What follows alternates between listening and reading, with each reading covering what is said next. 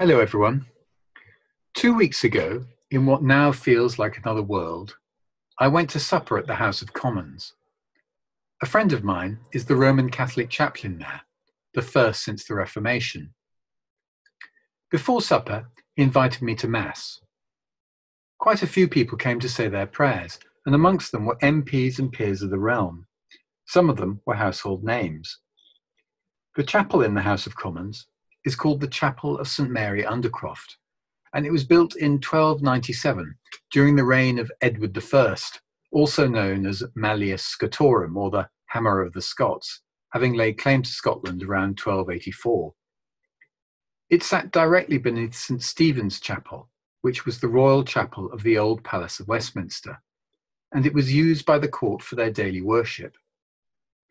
The Great Fire of 1834 destroyed the majority of the palace, but because of its underground position, the Chapel of St Mary survived. It was restored in 1860 by Sir Charles Barry, the architect of the current Houses of Parliament.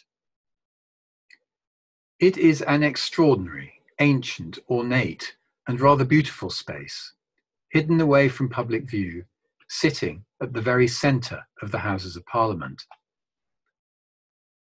Many of you will not be familiar with the Catholic Mass. It has a structure which has evolved since about 1545 and the Council of Trent, and it involves a certain amount of kneeling, standing and genuflecting, and more kneeling, standing and genuflecting. I found it immensely reassuring that many of the people who govern us were prepared to kneel. It was not that they were religious, it was that they clearly believed they were personally answerable for their actions in a very profound way. Their modesty was hidden from public view. Of recent, I've become very aware of how much goes on within our faculty hidden from public view. As a Faculty of Medicine, we have collectively begun the Herculean task of converting our educational offer to a digital provision.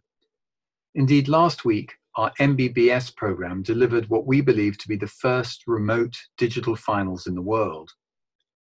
Many people have been involved in this. Our exams teams, department education managers, members of the FEO, and members of our EdTech team, all of them hidden from public view. We've been wonderfully supported by Central College. Registry has calmly permitted a flexible application of our regulations, which in normal circumstances would have required meetings measured in eons of time.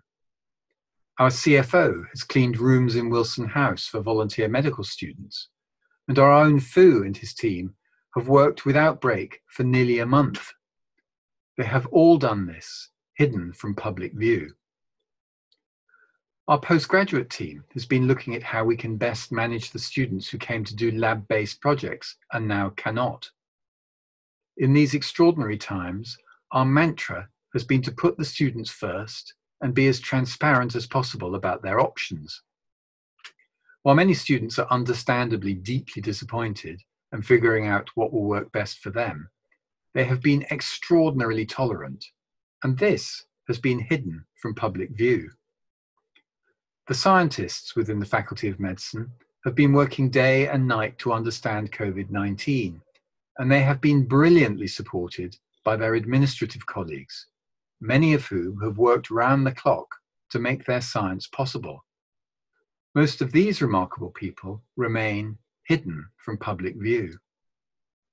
Finally, the nurses, doctors, and those supporting the NHS who belong to the Faculty of Medicine have with quiet courage cared for the sick and inspired our community.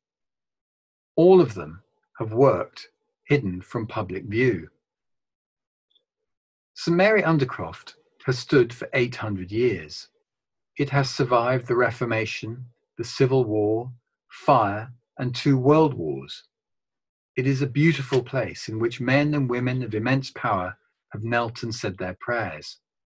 It sits at the very centre of our nation's public life, and yet is hidden from public view.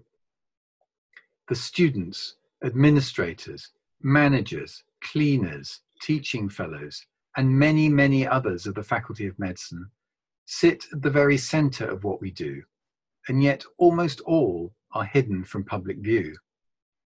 Together, they make the extraordinary community we inhabit function and flourish.